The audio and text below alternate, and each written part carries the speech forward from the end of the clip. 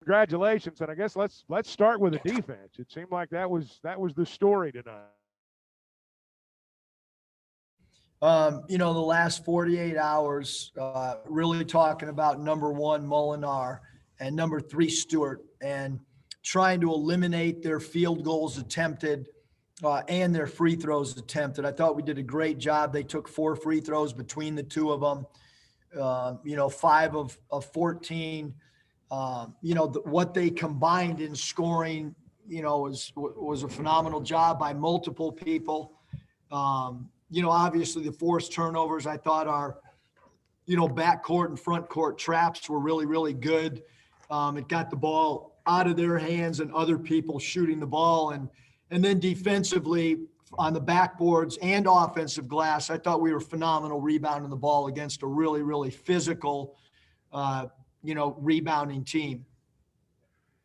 You mentioned the trap, and that's been something you've done the last few ball games. Other guys get the ball to the timeline, and I mean you're jumping out and trapping them. It seems like it puts them on their heels just from the almost the beginning of the possession. Is that the point? I guess from doing that. Yeah, I mean, I think it really, like if, there's certain teams that we want to do it with, certain teams that we don't, but we just did not want, number one, Molinar or number three, Stewart to get attempts. And we were willing to have other people score the basketball for them. And I thought our guys really did a great job. Not just the two guys involved in the trap, but the three not involved in the trap all have 1.5 men.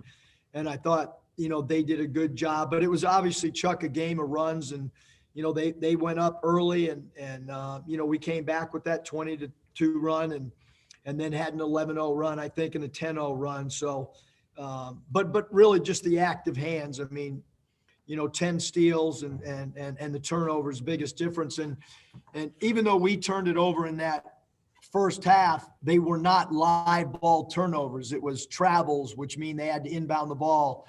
A live ball turnover is much, much different than a dead ball turnover.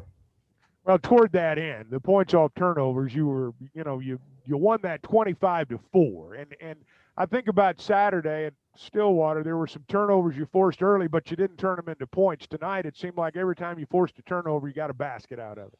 Yeah, I thought we did a really good job of capitalizing on that, and then obviously the fast break points at 16-4 was a huge factor for us as well. I thought that, Connor did a great job, on the back line, with 3 blocks again today. And I thought we really played well. I know we were really, really ugly the first half from a shooting standpoint. But we didn't settle in the second half. We only took 7 3 balls, I think, in that second half. So we did a good job of being a little bit more aggressive and attacking the rim a little bit more. I look at your starting guards, coach, and I look at the rebound totals: 8 in the ball game for Davis, 7 in the ball game for Moses Moody. You get 3 rebounds from Jalen Tate. You've always emphasized rebounding from your guards. Talk, if you would, a little bit about that and the importance of that tonight. Yeah, I thought it was really important, Chuck. I mean, one of the guys that I, worked for in a summer All-Star game many years ago, with the Nike All-Star team was Hubie Brown, and he always talked about, the guards being great rebounders. It covers up a multitude of things, and we don't want our guys to leak out. And, even Note had 3 defensive rebounds. So our guards did a good job of folding back, double blocking out. I mean, one of the drill segments that we had in practice the last 2 days was for our guards to go down there and double block out number 35 Smith and number 24 Adu, and Adu had 1 rebound. One of the fiercest rebounders in our league had 1 total rebound, and it wasn't just our centers that had that impact. It was our guards folding back and double squeezing him on shots that went up for them. And finally, you've played, I think, 3 games in the last 6 or 7 days. You'll get an extra day this week to prepare before the weekend, or maybe just to get your legs back before the weekend. Talk, if you would, about that and just the fact that you've got a little extra time this week before you play Saturday evening. Yeah, no, I mean, I think for us, it's some banged up bodies. Obviously, Desi got a good stinger. We think he's going to be fine. Jalen Williams really gutted it out. I mean, he is, his deep bone bruise is really, really bothering him. And then Moses Moody did not practice yesterday at all. His ankle, he hurt it on a blockout drill in practice. We didn't know until game time really what he was going to be able to give us, if anything. And I thought he gutted it out tonight as well. Moses should be fine. We hope Desi's fine, and obviously Jalen, has a little bit of time to get ready before our Saturday game. Well, Coach, terrific tonight. Thank you for being with us. Thanks, Chuck. All right, Eric Musselman joining us from just outside the Razorback. All right, now we'll turn it over to members of the media. Curtis, get us started, please. Hey, Coach, when you fall behind like that early and it seems like nothing's falling, how impressed were you with the defensive effort to keep you in striking distance, and then just the resiliency of the guys to battle back and get things going offensively also? Yeah, I mean, as bad as we were, offensively, I mean, we, like you said, we were still, right there. And, we didn't shoot the three ball very good at all, only making two, but we also didn't settle for a bunch. So I'm just really proud. Like the Mississippi State team is toughness, rebounding. And I thought we went toe to toe tonight, which is huge. I mean, our ability to rebound against good teams, tonight, I think it showed that we can do that. We can win a game ugly and grimy and ugly. Scotty. Yeah, Coach, you mentioned rebounding. Mississippi State came into this game, I think, number 6 nationally in offensive rebound rate. What did you think of the collective effort on the defensive glass? And you mentioned Adu only had one board.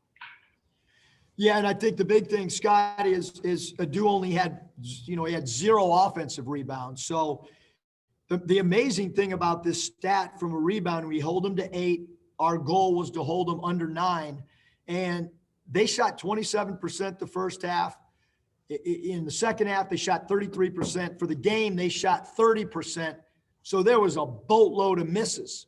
And we corralled, the majority of those. So, we put over 100 defensive rebound signs all over our locker room, on the players' cars. We plastered them all over everywhere because we felt like that was something we had to do to give ourselves a chance to win. Bob. Yeah, Eric, they cut it to 5 there with about 10 minutes to play, I think a little less than 10. And then Connor goes on like a 7-0 run on his own with a couple of dunks with some good assists and drains that 3. So what'd you think of that mini run he had, just his play overall? Yeah, I mean, a couple people probably wondered if Connor was tired, but he's got incredible stamina, for somebody his size. And I'm really proud of the way that Connor played. I mean, he went toe-to-toe inside. He didn't back down from anybody. I thought he played with incredible toughness. He goes 6 of 11 from the field. What he did is not going to show up the impact he had in our traps, because really he's the key to our traps. He was phenomenal. And then just as a group, just to continue to reiterate, they missed 34 shots and we had 30 defensive rebounds. And then what's going through your mind when you're 1 for 17, you've had, I don't know, 8 or 9 turnovers. I mean, what's going through your mind, and how'd you guys right the ship? I guess, is my house going to be locked and I can't get in tonight because Danielle tells me to go sleep somewhere else? I was thinking of that. And obviously, it's just frustrating when you can't make a shot and then you turn the ball over, and we had travels and another slow start. So just frustration, really, Bob. And then what'd you guys do to you're ahead by halftime, I thought we did a good job of getting out of our half court sets and getting out of some of our movement plays. I thought they kind of squeezed us and strangled our movement, multiple option plays. And I thought we just went to straight pick and rolls. We picked apart mismatches. We knew who they were going to switch with, and we just isolated them, to be honest. And then we started playing our drive and kick game. Okay, I got a couple more, but I'll turn it back to Mike. Yeah, Coach, Connor's kind of struggled from 3-point land since the start of conference play. How big was it to see one of those fall there in the second half? Yeah, I mean, I know Connor's on deck here with you guys. I mean, he'll tell you I have not told him one time not to shoot the ball. I see him in practice every day. I saw him last year shoot the ball. He's an incredibly gifted shooter. You know, so I know it's unique for someone over 7 foot to launch threes, but we continue to have great belief in him. He stretches the floor for us. He's a constant threat for the other team out there. You know, and I have faith that at some point he's going to knock 2 or 3 of these down in a row, and it's going to open up a game for us. Randy. Eric Devo started tonight, but still provided a huge spark. He played over 35 minutes. He scored 10 points. He had 8 rebounds, had a couple of assists. Talk about the role that Devo played tonight as a starter as compared to coming off the bench. Yeah, I thought Devo was phenomenal. I mean, you know, you think that Devo played 36 minutes and Moses Moody played 38 minutes. That's a lot of minutes for a freshman, for 2 freshmen in a 40-minute game. That's a astronomical amount of minutes, and those guys deserved it. They played like it. Obviously, with Desi being hurt, I didn't want to jeopardize him going out there and putting him in a position where he could get it banged up again. But Devo gives us energy and a spark. Now, I'm still, you know, frustrated with how we started the game, and that's all 5 of those guys that are on the floor. So we've got to go back. We've got to watch tape. We've got to figure out why offensively we struggled so bad those first 4 minutes of the game, or first 8 minutes of the game, I should say. But defensively, that group was off the charts great to start the game. So, but we got to figure something out lineup wise where we can get off to a better offensive start. Bob, follow up. Yeah, Eric, I got to ask you, what'd you say on the technical? Did you think it was deserved? Do you think maybe that was a quick whistle on you? No comment. You never come.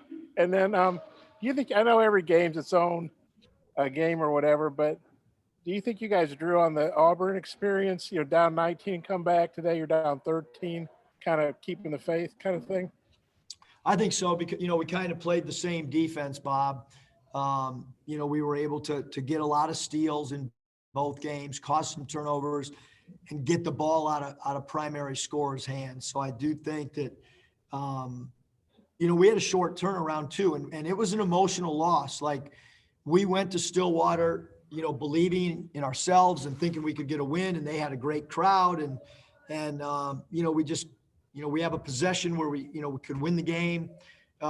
And then to bounce back after, you know, play on a Tuesday instead of a Wednesday after a Saturday tough road game, and we bust back. And I thought the guys had great preparation, and we're, you know, yesterday on a Sunday is normally an off day, and they came back and battled through some stuff. And then Moses twists his ankle, and just really impressed with our preparation on Sunday and Monday. And I heard somebody, I don't know if you said this on the radio or TV, but that Smith had to get his ankle looked at halftime. So you don't have Desi. Smith, we know he's hurting. Williams is hurting. Moody's hurting. I mean, and yet you still, a lot, you know, several of those guys had big contributions, you know. Yeah, no, I think they were great. And, you know, Moses and I met after shoot around, and with our trainer, you know, I asked why they wanted to meet, and Moses wanted to make sure I didn't play him 40 minutes tonight. Well, I got him 3 minutes, 2.5 minutes rest, so he should be happy. I'm sure you've heard A&M had to postpone their game tomorrow night. They've got COVID issues. Or that Saturday game maybe is a little bit in doubt. What are your thoughts on that? I'm going home. I'm watching Texas A&M. Our team is preparing for Texas A&M. You know, that's what's on our schedule. That's what I believe will happen. We look forward to playing another game. on Saturday against Texas A&M. Okay, thanks, Eric. Thanks, Coach. Appreciate your time. See you guys.